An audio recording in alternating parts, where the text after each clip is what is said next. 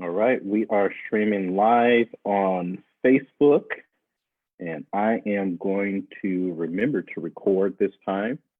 And I'm really excited, man, for I guess episode number 2. Who thought that this would be a thing?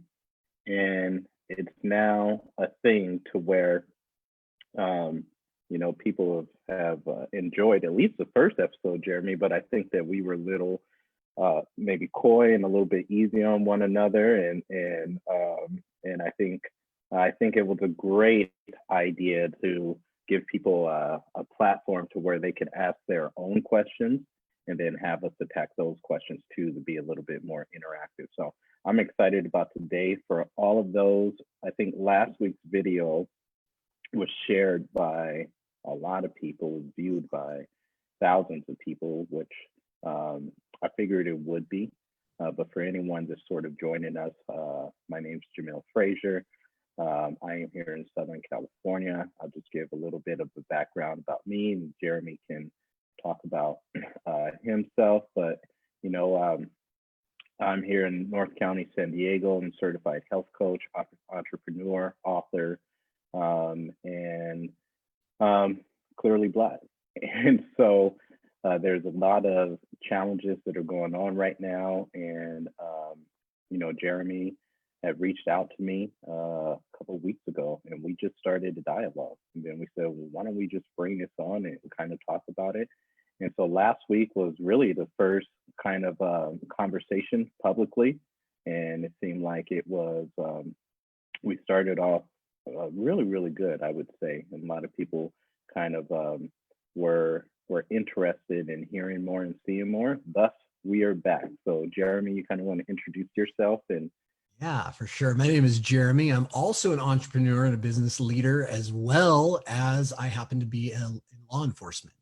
I live in Southern California, and I've actually met Jamil. We met each other through business and through taking part in some live events together is how we first actually met.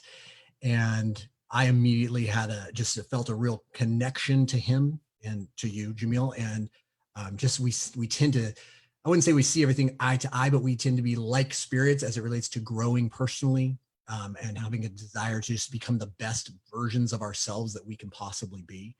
And so that relationship is what led to, after all that's been going on in our culture, in our society, what I am learning is it's been going on for so long, but now that as we're seeing true I believe true action taking place, it led me to want to learn more and wanting to not be ignorant of what has been going on around me. And so, because I trust you, I reached out to you, and um, I reached out after some issues that I was personally involved in, some things that actually happened personally, but and so that's why I reached out and we had this conversation. And like you said, I think last week both of us were a little bit I don't want to use the word hesitant or timid, but just maybe soft and and kind of maybe guarded out of, for me, guarded out of fear of saying the wrong thing, or offending someone, or anything along those lines. And so and I was sharing with you after, I think that I'm going to say the wrong thing. That's just conversation. That's what happens. It happens when someone gets married. It happens when someone has a funeral. It happens when anytime that there's anything that like is an emotional moment or anything at all, people are going to say the wrong thing. So I told you, I'm like, hey, I'm going to say the wrong thing, but let's just go ahead and have the conversation and let's do this. So I'm excited for today. me too. So, so you guys, we'll drop a link here in the comments to where you can go and ask more questions if you do have them. And I think that interaction is important. And I think it really helps us too. And that's kind of where we left off last week. And last week, I think we left off on a really good point, because we started talking about some sort of, I don't even know if you would call it reforms, but ways that we can improve um, maybe part of the police justice system. And we started talking about some sort of, don't even have the title for it, but police coaches or something like that. And I thought that that was fascinating because we were kind of getting to a point to where, we were talking about ways of improving things. And I think that's what the genesis of this whole conversation was about, is how can we actually improve? Um, um, how can we improve not only race relations, how can we improve understanding? How can we improve system if it's broken? Um, and how can we make things better? So I guess that's kind of where we left off. Where are we going to pick up, man? You want to just jump into it? Yeah, I want to encourage you guys, if you have questions, I mean, please continue to drop them. These questions are really helpful. I think they're really good. And I think that's where we'll start, is with a couple of questions. Some of these are for both of us. Some of these are definitely more for me, I guess. But so the first one just says, are police officers undertrained? When I compare them to the military, it seems like they see a lot more action, which I don't know if I agree with that from some of what I've heard from some of my military folks. Maybe more action over time, but man, when someone in the military sees action, they see action. But they get way less training, or they get way less budget, is what this person said. So when you hear calls to defund the police, it seems like that might make things worse. Would love to hear more about what police training looks like. So I'm going to start with what I believe Jamil would do, and that's going to be, I'm going to ask him a question. And so my question for you is, Jamil, when you hear defund the police, what does that mean to you?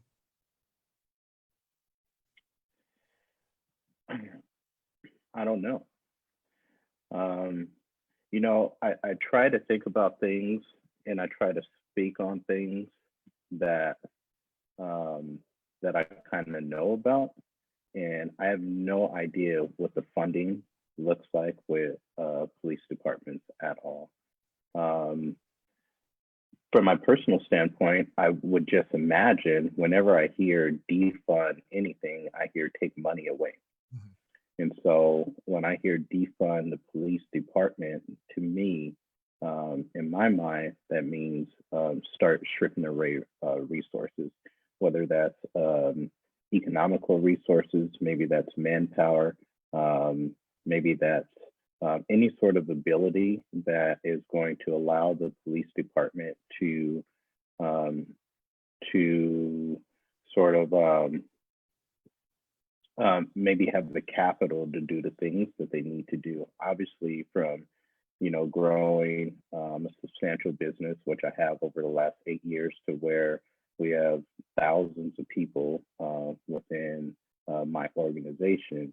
There's a lot of things that come into growing any sort of organizations that cost a lot of money.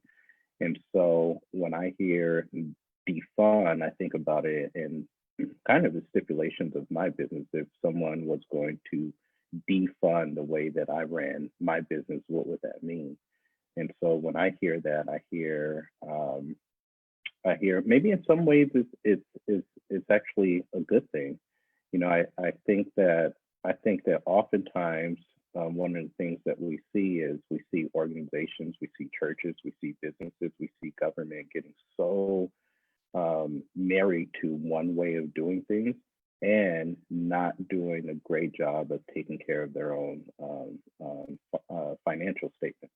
And one of the things that I've actually enjoyed about what's happening now with COVID is it's forcing people to look at how they actually spend their money and run their businesses or any sort of organization, whether that's privately held or held by the government.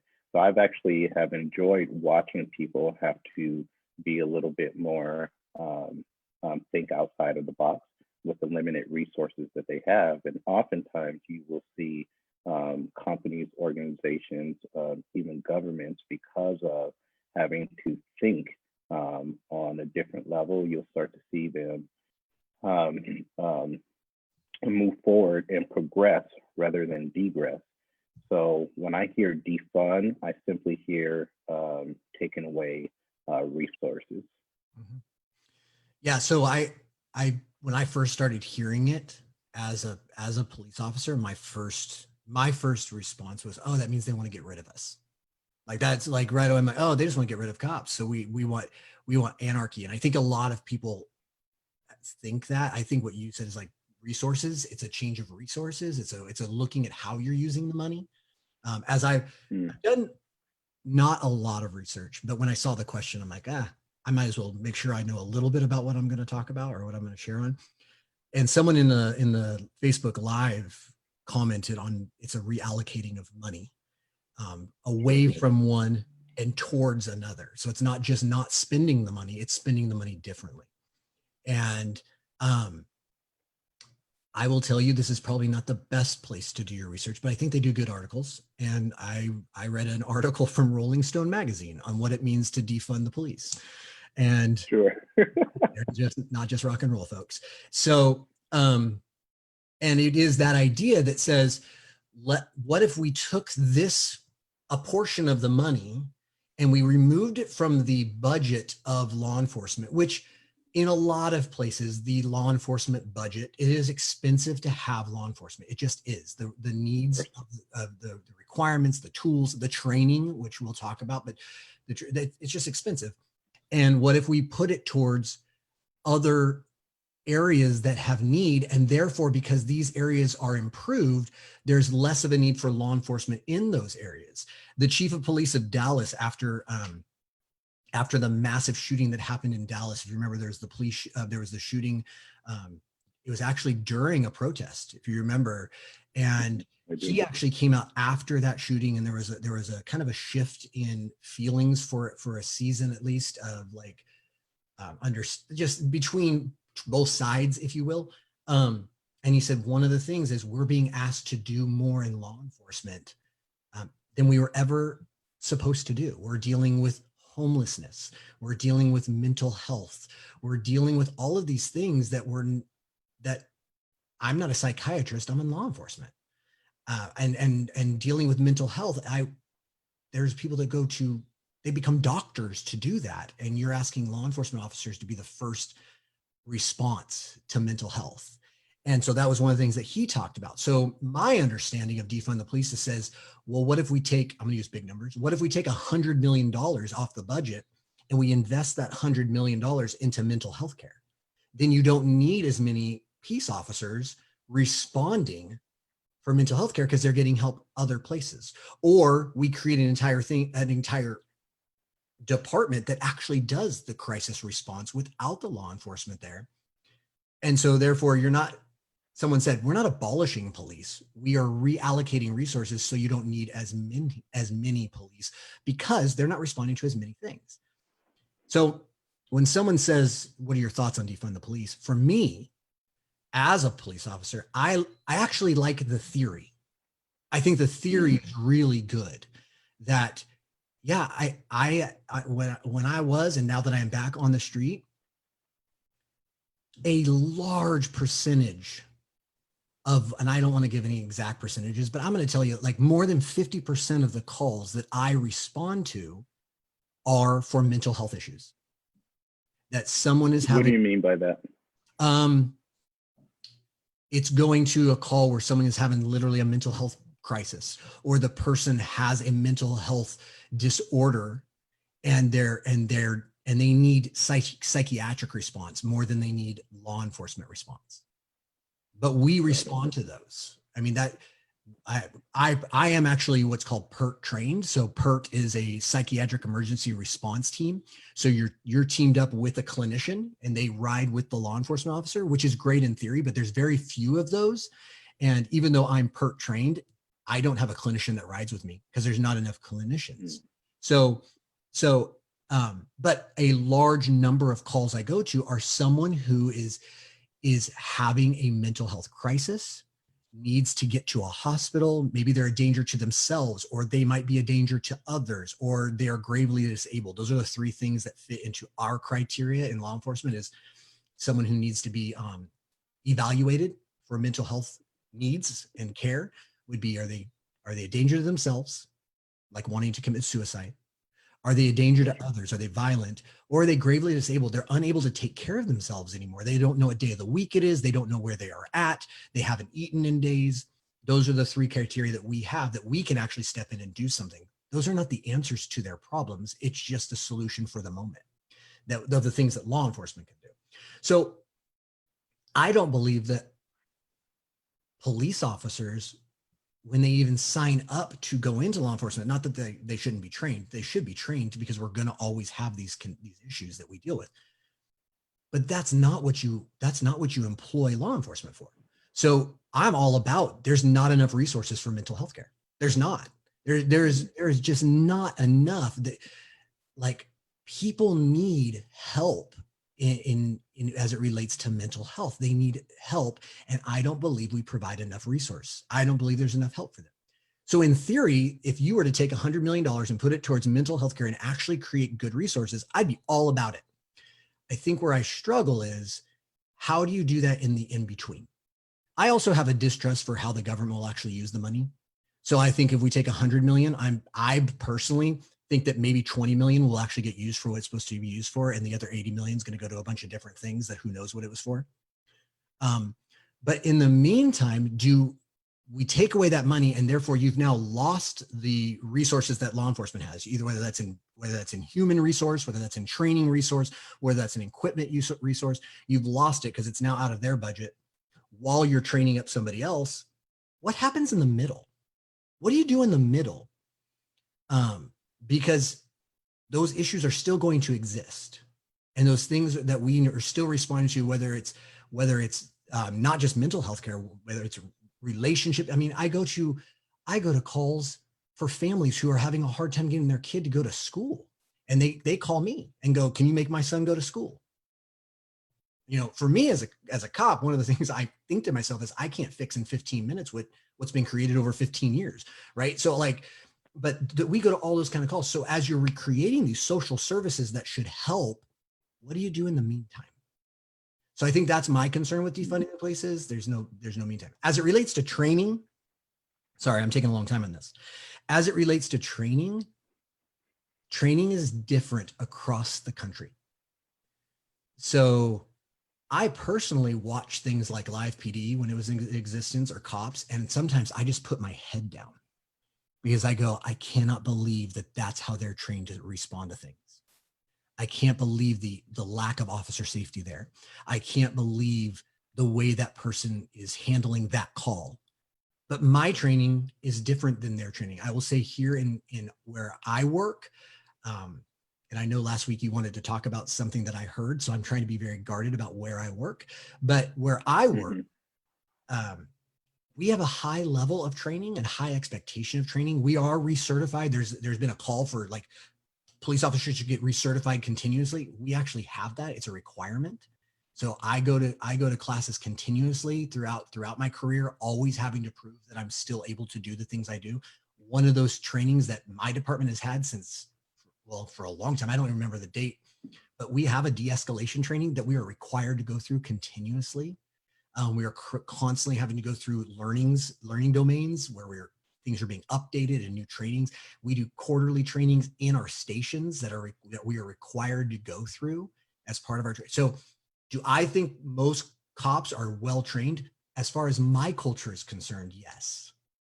But I also know that the standard may be different where I work than where it is other places. And that's something I can't speak to because I only know what I've experienced here and what I've seen through watching, like I said, so watching like Live PD, and I go, oh no. Can you talk about that? Why is it different trainings for different places, and what is the standard that's sort of upheld within the industry? Yeah, I know that state to state is how things are. So the standards are set state to state. I do know that. So for example, I mean, I've already said I'm in California. So in California, we have what's called POST, Peace Officer Service Training. I always mess up on what it actually means, but it's Peace Officer something training. Standards and training, I believe. Standardized training. Our POST requirements have a certain level and expectation. I can take, at least when I went into law enforcement almost a decade ago, I can take my POST certificate from California and I can lateral or transfer to almost any department in our nation. And they'll go, oh, your POST is good, we'll take it. That is not true coming to California. our standards are higher. So in my academy, someone asked what, what training's like. In my academy, there was an officer from Las Vegas, from Nevada. California does not accept their training. So you have to go through our training again to make sure that you are at the standard we want you to be on. So he had to go through an entire academy with us because he wanted to move to California and work here. So the training, the standards are set. My understanding is per the state you're in, and each state sets their own laws. And some of that's because laws are different from state to state. A simple thing like a front tint of a window is illegal in California if it's too dark, and it may not be illegal in Oklahoma, but it is here. I'm just using traffic things, but a front license plate is a different law than in California. So the part of it is that there's different laws for every state. So therefore there's different training for every state. Maybe going to the training that has to do with human capital, training from you working with a civilian, you working with people in the community, interpersonal relationships, cognitive connectivity, those sorts of things. How much, because like I'm in the area of health and well-being, as you know, we have a lot of physicians that are part of, even what I do. And a big part of what I do, we'll talk about the damaging effects of being overweight and being obese. And it just so happens that even with all of these years of medical training, the training that goes into obesity or nutrition, things like that, is extremely minimum compared to all the other areas of training. So I'm just curious in terms of the human capital, what does that training look like and how much of that training is actually done? Yeah. I can only speak for my culture, but we have ongoing de-escalation training. They just sent it out as a reminder, which I think is good.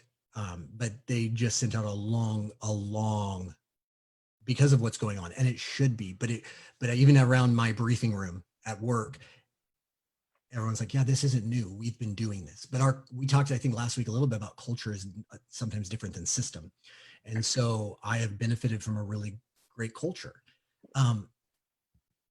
However, I know that culture doesn't go everywhere. So in my culture, we are trained a ton on how to interact with people. There was a trainee that came through the where I work who had to rephase. So as you go through training, you go through your academy training, and then you go through phase training. Academy training is like, I call it sanitized training because everything's fake, right? You're inside of scenarios, you're inside of classrooms, you're inside of all of these things that are sanitized. I'm safe. At the end of the day, I know that guy is going to stop hitting me in the DTAC or defensive tactics training. He's going to stop hitting me if I have a hard time, right? And he's going to let up because you're taught, like, what do you do when someone attacks you? I know that it's sanitized. They don't want me to get hurt. Now, when you go from regular training from your academy, then you go into phase training where you're actually working in the public with real people. There was at one time, in my own personal experience, a trainee that had a really difficult time with interacting with the public, handled people inappropriately in the way he spoke to people. He didn't do anything physically wrong. He just couldn't have a conversation without it almost leading to an argument. And it was the way he stood. It was the way he spoke to people. It was, some of that was what we would call officer presence, but it was misused because what they'll teach you in an academy is that your first line of force, your first use of force is actually your presence, like being an authority, right? That, I mean, you know that if I come up in my uniform, there's a certain amount of presence there that is enough for some people to go, okay, this person's an authority. I'm just going to listen, do my thing. We're going to move on. And he just didn't have interpersonal skills. And so before he was allowed to move on, he actually was rephased. In other words, he had to go back through his phase training on that. He couldn't move on to the next phase until he had gotten better at just interpersonal skills alone. It's something that we're graded on, I guess you would say, we're evaluated on, is how are we interpersonally? And so I would say there could be more. I think there should be more, but there is that training there. It's definitely not as much as understanding the laws that you're enforcing. It's definitely not as much as how do I survive and how do I affect an arrest. Those things are more. I mean, I guarantee you, I went through more defensive tactics training than I did I went through more defensive tactics training than I did through my verbal judo, if you will. So I went through more judo training, which is not real. We don't do judo training, just to be clear. But I went through more physical judo training than I went through verbal judo training. And because that's basic survival skills, defensive tactics. If you can't defend yourself, you're never going to survive. I do believe there should be even more of that. 100%, I believe that. Because I see that I have been in less uses of force than other guys who don't have those same kind of skills that I have. 100%. I call it talking someone into handcuffs. My goal is to, if I know someone has to be arrested, my goal is to talk them into handcuffs, because it's just, at the end of the day, it's better for everybody. And so there should be more in that regard as regards to training. Did I answer your question? Yeah. And I think you got a future book, which is titled Talking into Handcuffs. And I want to be part of that project. I love that you always think in terms of books. I do. It was interesting because de-escalation, I suppose, is part of what I was meaning by the training that goes into dealing with I guess civilians or community members and things like that. And it seems to me that that's called de-escalation. One of the trainings that I think one of the talks or speeches or whatever you want to call it that I give is skills with people, which I think if more people knew that, then how to do that, then overall the world would be a much, much better place. Absolutely. And I was curious though, because communities are different depending on who makes up those communities.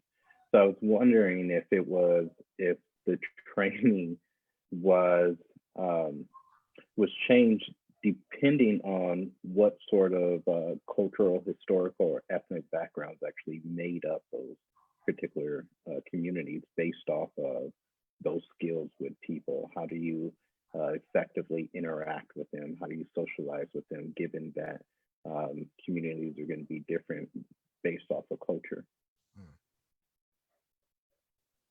That's a great question. I don't know that I have a good answer for it, because I only know the training that I have, right? And I would say I work in a very diverse area, and yet there's places that because I work in not one particular city, but multiple areas, there are places that are extremely diverse that we oversee, and then there's places that are completely, in my opinion, not diverse at all. And so I think a lot of our training, where it's been developed, actually a lot of what came out of, like, when it comes to safety training and things like that, we have been the leaders in safety training, because back in the 80s, there was a whole lot of cops that were getting hurt.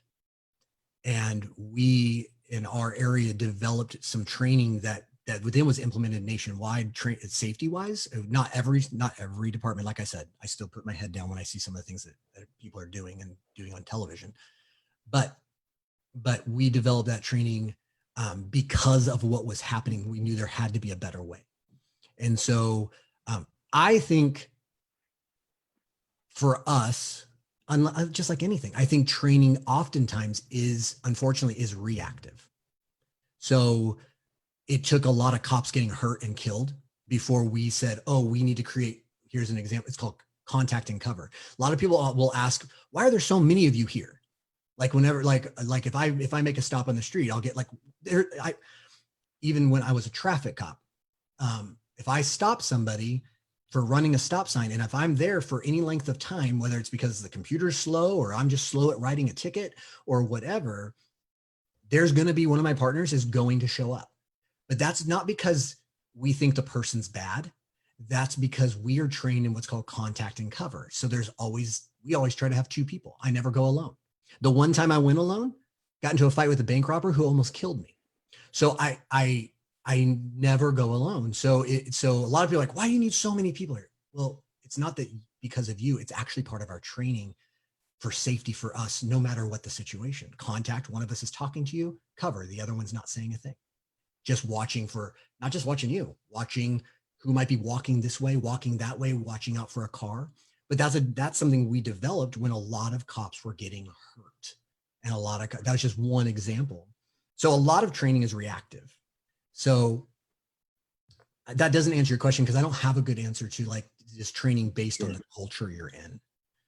I do know that one of our values in our department is diversity, and our training, we have training during our academy. We have an entire, they're called learning domains.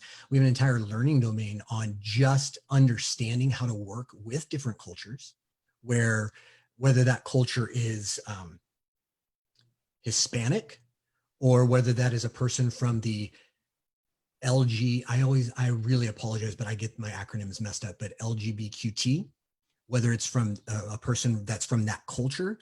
We have different people that come in that represent lots of cultures and talk to us to help us understand. That happened during my academy. And we went through that type of training. So there is cultural training, but I don't know if the training is built based on the culture we live in. So what's the problem then? I'm going to continue to come back to two things.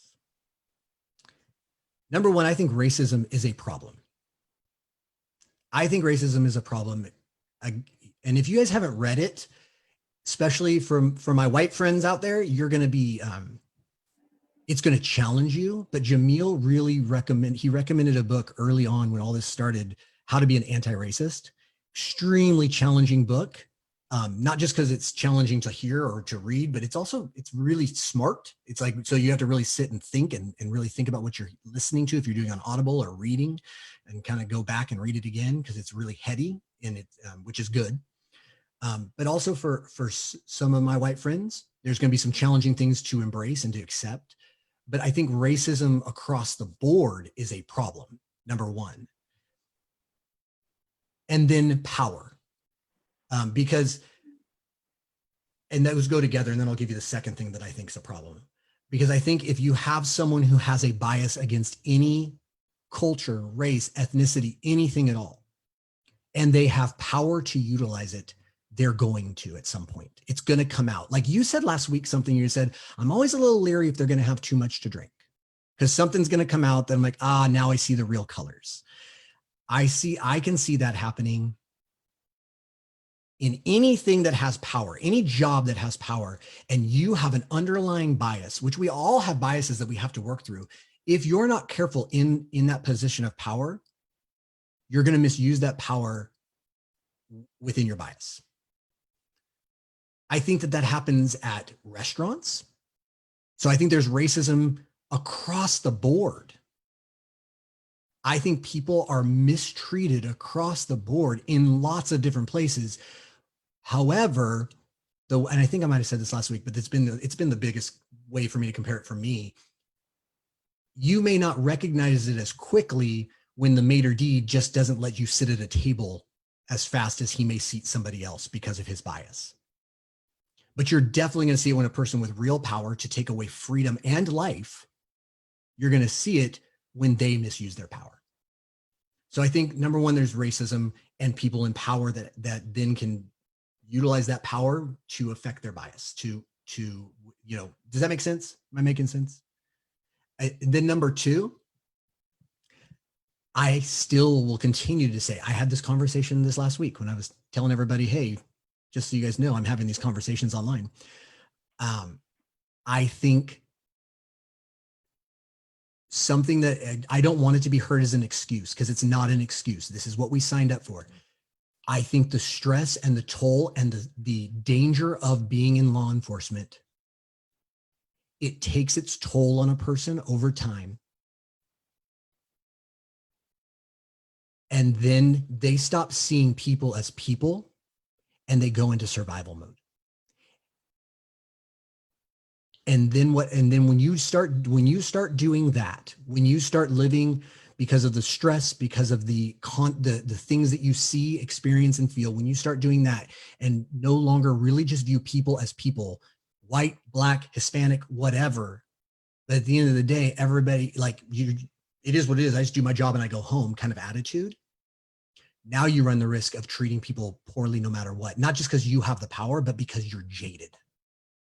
And I think the mental impact that this has, the emotional impact that this job has on men and women who do it day in and day out, year after year, is tremendous. Somebody asked me a question, and I don't know if you want to jump to it, but I read it to you right before we came on. Mm-hmm. They asked, one of the questions was, I'll just read a small portion of it. They said, the black man, I think referring to you, shared how he cried for days, but the officer led with a bank being burned and his anger at having to work the riots. It seemed like he got to a place where he wanted to listen and checked in on his black friend. But I think his initial lack of outrage at the murder is at the root of our problems. What is it that prevents this initial outrage? Why didn't it move him to tears like it did his friend? And I've thought a lot about that question. I'm so grateful for honest questions. First of all, I just want to say I'm grateful, and I like to be challenged, because I was initially and I still am. I'm challenged by that question. Why didn't I get drawn to tears by Mr. Floyd's murder? And I think one of the things that is in context to your question to me was, where was the anger coming from? The anger came after being at the riots and having a whole lot of things thrown at me and those things. But nonetheless, why did I not show it in that kind of outrage? I was outraged at what that cop did, that he murdered someone, but I will tell you, for me, and I'm learning, my initial thought was not racism. My initial thought was not he killed a black man. My initial thought was, how dare he kill a man? Here's another cop, and I call it contempt of cop. Here's another person that is victim of contempt of cop. A cop who is jaded, who has lost his way, who, as I'm learning now even more, because I keep trying to read and learn, and who should have been pulled from the field, in my opinion, long before this happened. And this person, like I said, black, white, or Hispanic, in my mind, fell victim to a jaded police officer who didn't see a human at all, who didn't see a person. He was just an angry cop where no humans were involved anyways. He was just mad. And to me, that is a bigger problem than what as it relates to racism. I think that is a bigger problem, because I think that jading and that hardening of the heart in order to survive, because I think it is a survival mechanism, emotional survival and physical survival, that hardening of the heart is what needs to be addressed. And then across the country, racism as well has to be addressed, because combine those two things, jaded and racist in the law enforcement world, and now you've got now we're dealing with the worst of the worst. Does that answer your question? And hopefully it answers hers. I think it does. I think from my standpoint, I think I'll push back on that a little bit, because one of the things that I think we're in a really interesting time. I would say, I kept saying at the in our last episode, I guess officially, how pro human beings I am, and part of my experience with watching Mr. Floyd's um, death on the video, that I think everyone saw it and probably were disturbed, um, or most people saw it and probably were disturbed. But I think we also need to be really careful, because I understand that you seeing the same thing that I'm seeing. I think we need to be careful that I don't try to lump you in the box and say Jeremy's supposed to see and feel everything that Jamil's supposed to see and feel, to where I take your human beingness away from the equation, and all of the experience that you have had in your last, maybe, I think you're older than me, maybe 40 plus years. Um, and I think that it's sometimes can be troublesome, and what damages, honestly, the conversation sometimes is when we start saying that there's necessarily something wrong with you because you didn't cry like I cried. You're a completely different person than I am as well. And then also, I think that sometimes, and this is what I want to push back on as well, is, I hear, like I said in the last episode, I really, man, I've been so fortunate to be able to see multiple sides of many different coins. And so on one side, when I hear that you didn't see um, um, Mr. Floyd, and the heinous way that he was killed, as racism, like that wasn't the first thought that popped into your mind. Well, I can clearly see how many would now point to your privilege, right? So Jeremy is white. You have the privilege, that absolute privilege, as a matter of fact, of not being able to see this as clear-cut racism because you're white. And of course, anyone who's not white, let's just call it person of color, can absolutely see this as another instance of a racially motivated police officer killing an unarmed Black man. And that part of it is not so much what I'm getting at. It is the interpersonal. It's the way that we speak to each other and how we try to lump each other into these foxholes, these boxes.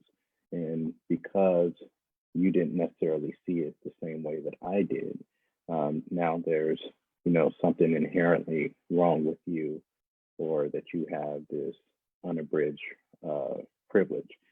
And so one of the reasons why I want to have these conversations is I think it's so important to not do that, because it gets in the way of having the conversation, right? Like if I'm coming to you and I've already sort of thrown you into this box that there's something inherently wrong with you because you didn't see it the way that I did. Now it's much, much more difficult to get on the same page. And I know this through training and coaching and leading thousands of people, to where that's not the best method. It could be you just have different experiences altogether.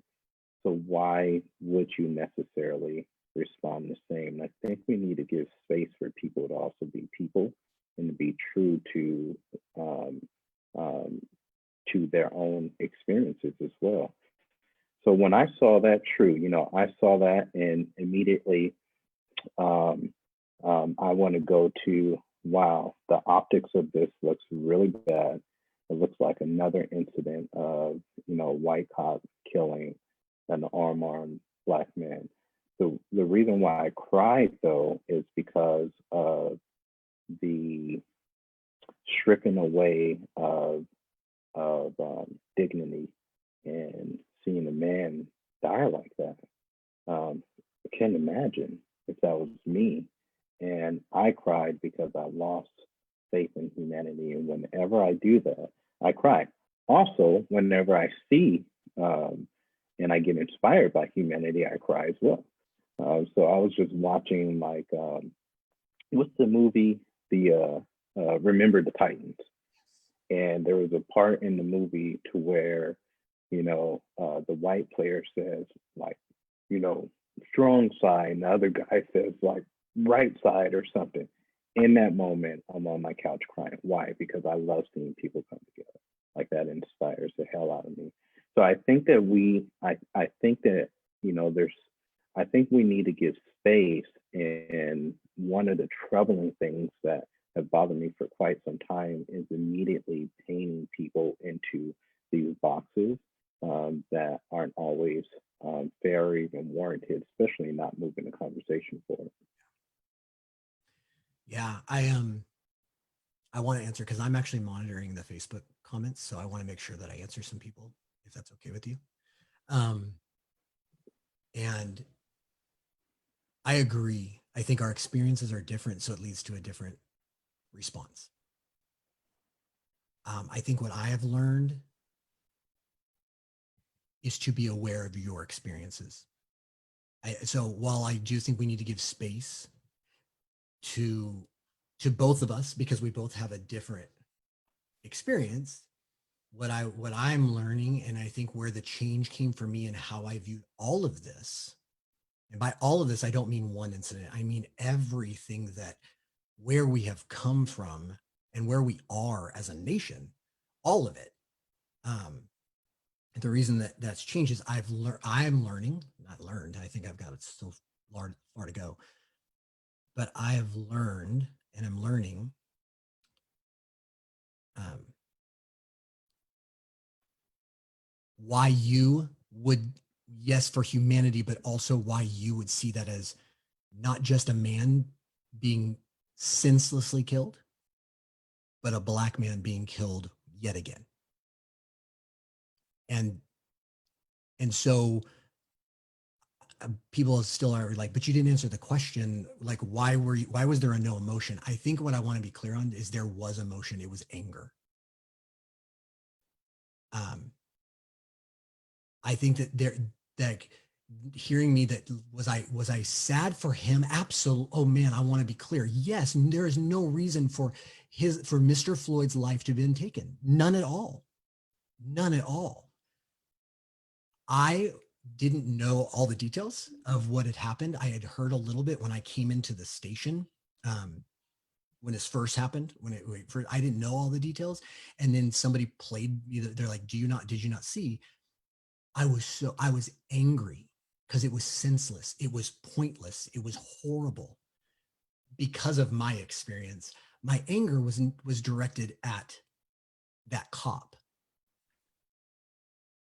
Not even, it was because how could he do this? And yes, he's a part of my culture. So there's definitely some stuff that came, like going, look what you just did. Look what you just did, and how we've been making, in my mind, we've been making progress. Look what you just did. So my anger was at that man. I don't know if I really call him a cop, because he's an idiot. He's a horrible person. But I was angry. That was the emotion I felt. And it was directed at him. So I guess that's my answer, is my anger was directed at him for doing what he did. Just like I would get angry at anyone for doing something horrible. I hopefully it's clear that I was very much upset that Mr. Floyd's life was taken senselessly, but my anger was directed initially at that man. And now let me tell you the other part of where the anger came from, as it related to going to the protests and the riots, specifically the riots. In my mind, and again, maybe it is because of privilege, and I totally can accept that. We were all on the same page. That's how I felt as a cop. we were all on the same page. This person was horrible. This person deserved to be arrested and tried and convicted for murder, which I believe he will be convicted. This person has no business wearing a badge or representing law enforcement at all. And I felt like we were all on the same page. The nation was on the same page. So when I'm taking a brick to the head, when I believe the same thing, and I agree that this was wrong, that's where the rest of my anger came from. But what I've learned and am learning is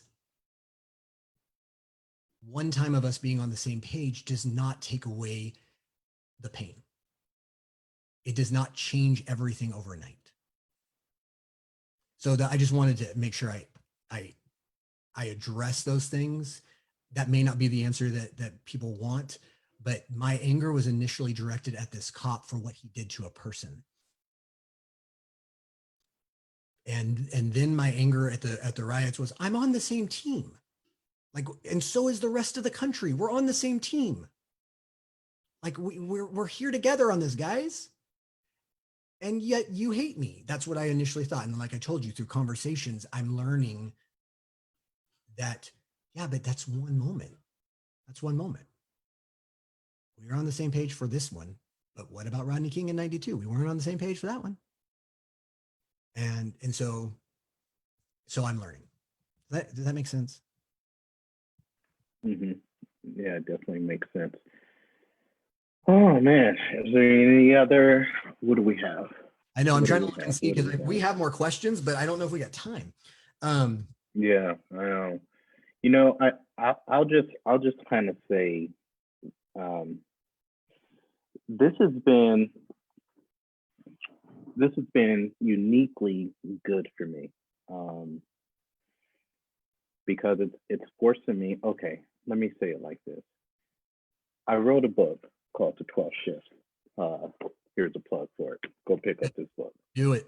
And in this book, I talked about, the 12 basically biggest mental mindset shifts that I've had over the last 8 years that have sort of taken me from an unfulfilled life to an extremely fulfilled life.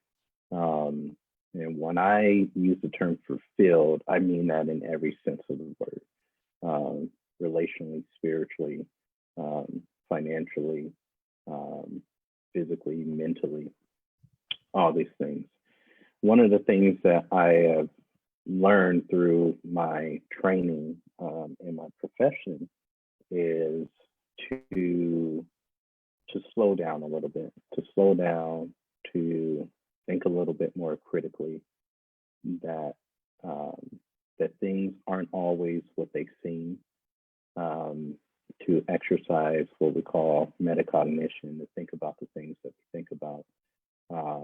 And that's really helped me in terms of obviously growing the business and growing the organization and becoming more conscious. And so as we have started down this path, my initial sort of assumption was that, this is another freaking incident of, blatant racism, police brutality. And I see that Cheryl mentioned in the comments here, and that, this would never happen to a white person. And so what it's forced me to do is it's forced me to go and do my own research as well, because initially I think it's emotional, and then you see all these things, and it's just it's frustrating. And then you look on your timeline, and there's all of these in the world of social psychology, they call it cognitive bias, or they'll call it cognitive dissonance, which I write a lot about in the 12 shifts, but I write about a lot why my marriage was failing and why I needed to take a drastic change. in a way that I saw things and approached things, because I already had a conclusion that my wife was using me. She was nothing but quicksand. She never did the dishes, all these things. And because of that, I would immediately and oftentimes wrongly make the case that she was that. Like, I wouldn't see the 100 or 200 times where she actually washed the dishes. I would see the 2, the 3, 4, 5 times that she didn't. And for me, that was enough to create the case that there she is again, dude, just using me, just freaking quicksand. We're never going to move forward. Here she is, just once again, not keeping up with her end of the bargain. And then I started to learn how to sort of question my own thoughts and beliefs, take a step back. And so that's what I've been doing here.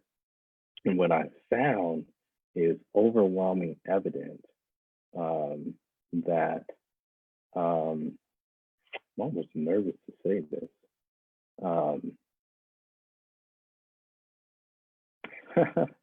It's happening inside of me because of the uncomfortable sort of feeling, you know, and I, even within the last 4 weeks, specifically since you and I have started talking, and specifically since I've really started diving into what are the actual sort of evidence that is out there that we have from really credible sources, then I sort of I pull back a little bit to Cheryl's comments that this would never happen to a white person, because actually it happens more so to white people. And one of the great challenges is it's not really publicized the way that it is for Black and brown people. And so, you know, that's created an extreme amount of dissonance within me, Jeremy, because I want to look at this and I want to say, you know, dang man, like, this always happens. When I say this, I mean the killing of unarmed Black men. I think that there's also overwhelming evidence that points to Black and brown people getting stopped and frisked more, getting having police officers put their hands on them more, and things like that, which is obviously not right. But in terms of unarmed, you know, Black and brown people being killed like this, that just hasn't really stood up to what the numbers show. And so now, you know, I'm sort of again in the middle, because like I've been my whole life, because on one hand, I want to be, I want my beliefs to be right. And now they're starting to be jarred a little bit as I dig in and really dig in and look for what the evidence actually is. And so, you know, these conversations are actually, they're really helping me, because they're forcing me to be responsible and to really find out what the truth is, the way that I see it. And so my emotions, even over much of what's gone on, has shifted a little bit. And I'm actually really grateful for these types of conversations, because it's forcing me to also look introspectively and to look deeper and to question my own beliefs and even biases, which I think is really important to do. Yeah. And what's crazy is it's doing the same thing to me on the other side. Oh my gosh. So, and I think this is something beautiful is happening here, because I think that if we could actually, and when I say we, I mean the nation, get a little bit more here, instead of so much more here. And that's what I see on so many issues. It doesn't even matter oftentimes what the issue is.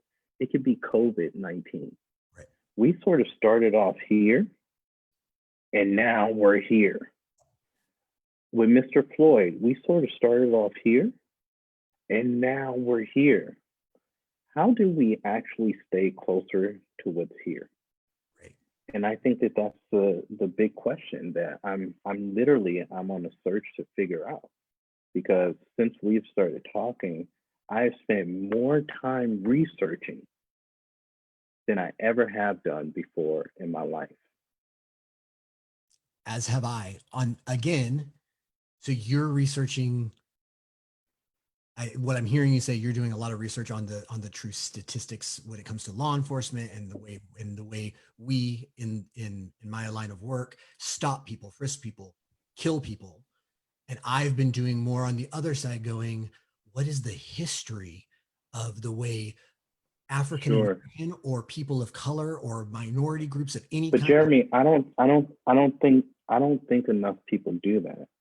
I think that what we do again is I think that it's easier to sort of watch a certain channel or watch our news feeds, and we say, you know what? No, this sort of fits what my belief system already is, and so I'm never going to sort of really look into it. I'm not really going to dive deep into it. And it's for me, I'm speaking to me, I was realizing that was mental laziness for me. And I personally, that's even, I'm so like, that's how I wrote this book. That's how I wrote The Richest Man in Direct Sales, was taking a step back, really being an observer of my own biases.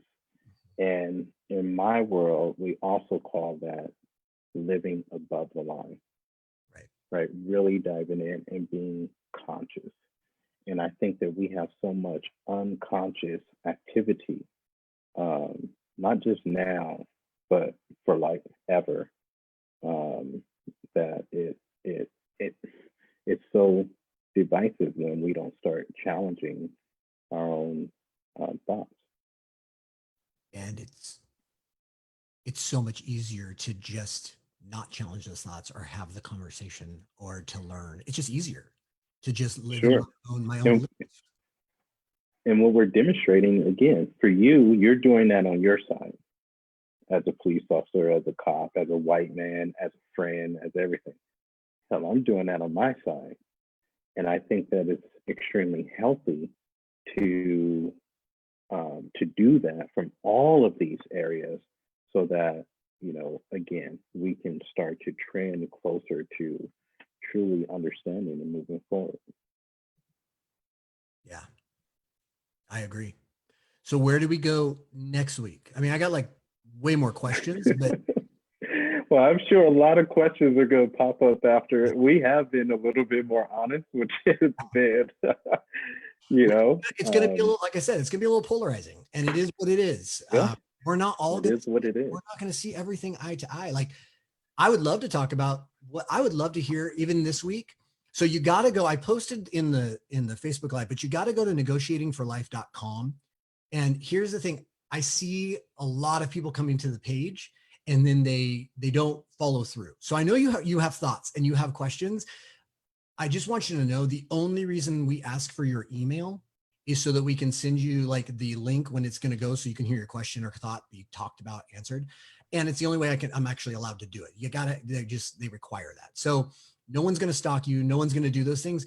Please go to negotiatingforlife.com and put in your thought. It doesn't have to be a question, or your question. And we want to address it. We're not going to get it perfect, but we want to address it from where we are standing, because I think it's so important that we keep. I think this has to continue. And me too. I don't want to jump in, but me too, because I'm seeing more of the comments that are coming up on Facebook, and I do think that it's important. I feel like I feel like what we're doing right now is really important, man. I really do. I do too. Because we do want to talk about the truth and we don't want to undermine anything. I never want to undermine someone else getting killed. Never, ever, ever. If you know me, you know, oh my God, I will literally throw myself in front of anyone who's getting justly killed. Um, I also think that we need to be honest about many things, many, many, many things that are, when you look at the grand scheme of things, extremely important that we're not being honest about either. And we want to take statistical analysis as to what actually is happening. And I think as we dive into it, we start to see a different picture. The other thing is, in the next 7 days until the time that Jeremy and I come back on, I think it's important for us to really evaluate what we're looking at and evaluate the sort of images and the rhetoric that is being given to us. For example, and I found myself being emotionally entrenched by this, Jeremy. Somebody on my Instagram has sent me a picture of basically, I think it was a statue of Abraham Lincoln. And it looked like he was petting a slave. And right away, emotionally, I was like, dude, no, fuck that. That is not cool. Right. And the picture from the angle literally looked like he was petting a slave who was kneeling down at his feet. And so I went and did my research. And I started researching the monument, the statue, the time frame, the historical accounts, the events, all these things. And if you look at the same picture from a different angle, you see it completely different. But if you looked at it when they took the shot from straight on, it looked like he was petting a slave. But then you look at the shot in the picture from a different angle, and it's a completely different picture. So what's happening is I literally almost ruined my whole morning if I would not have questioned and actually went and started doing research on what was actually sent to me. This is what I talk about, the mental laziness that oftentimes we will see. And so my encouragement is, yes, next week I'm so excited to jump on and talk about more things and answer more questions and talk about our standpoints on them and all those things. But I also want to encourage everyone to think and to really look into things as well. Yeah. I don't need to even add to what you just said. I think that's exactly what we all have to do, is because on, again, I could give you examples on the other side where I am emotionally charged by certain things that I see in my feed, and I go, well, hold on, let me look at the whole story real quick. Let me make sure I get the whole story before I take X, Y, or Z step. And that hasn't always been true of me. And it's just, hopefully it's becoming more true of me consistently, instead of going right off to anger and going right off, because that's kind of my simmering thing, is anger sometimes. So I would agree. I think I would like, somebody asked, like, what should we do? I think we just want more of your, what are your thought-filled questions? I know that for me, I want to talk about, what are the steps moving forward? Like, how do we move forward? Because as it relates to law enforcement, because that's what I am right now. Sure. How do we move forward? What is expected of me? And I've had conversations, and I just want you to know, I've had conversations with people saying, well, I expect you to step up and say something when you see something, which makes an assumption that I won't. And so I would like to know a little bit more than that.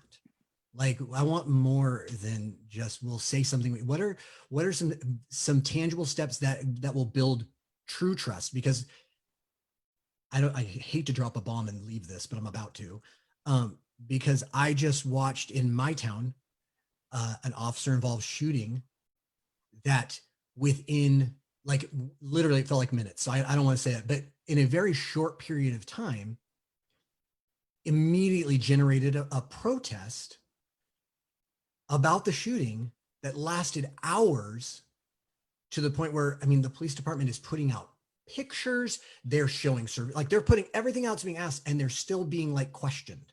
So I start to go, well, what is wanted? Like, is it just don't enforce it? So like, I would like some thought-filled questions or comments or thoughts on how do we take steps to progress? Because I told you last week, one of the things that happens in any negotiation is we go through the screw you hour. But if we don't get to active listening, which I think you and I are trying to do, is listen to each other, hear each other, and then we don't start building some kind of rapport, we will never see behavioral change. So instead of yelling at each other, what are some of the things we can do to start moving forward? That would be something that I'd like to see next week in some of the comments and questions that we get. It would be really, that would be helpful so that we have a direction to talk even more. Yeah, and I have some thoughts about that as well. So next week should be good. All right. Well, I'm excited to it. Hey, Jamil, you should just just post your comment. You need to post your book because the book's awesome. So you need to post your book, and you need to put it in the comments so people can go. Is it still on pre-order? Cool. I'll put it in there. Yeah, it is. Yeah, so you can at least pre-order it. So that's not what this is about. Since you mentioned it, you need to be able to pre-order it. Love it, man. All right, you guys. We'll see you in a week.